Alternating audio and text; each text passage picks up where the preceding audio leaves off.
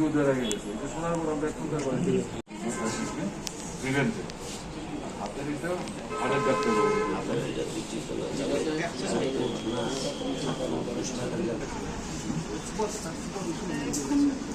এখন স্যার উনি স্টেবল আছেন গতকালকে অন অ্যাডমিশন ওনার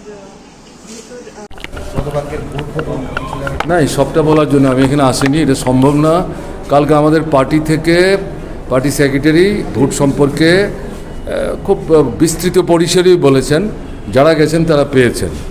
ওখানে আমাদের লেফট ফ্রন্টের কনভেনার ছিলেন, উপস্থিত ছিলেন, তার সামনেই হয়েছে। এখন এরকম একটা জায়গায় দাঁড়িয়ে আমি হাসপাতালে দাঁড়িয়ে ভোট সম্পর্কে চূড়ান্ত কোনো মন্তব্য আমি করব না। আপনারা যদি কথা বলতে চান দয়া করে যাবেন সন্ধ্যায় আমাদের পার্টি অফিসে। আমি এখান থেকে আবার যাচ্ছি কালকে রাতে যে বাড়িগুলো আক্রান্ত হয়েছে সেই বাড়িতে। এখানে কথা পরে বলা যায়। একই তো বিষয়, ভোট লুট করার চেষ্টা করেছে, ভীত সন্ত্রস্ত মুখ্যমন্ত্রীর কনস্টিটিউন্সিতে।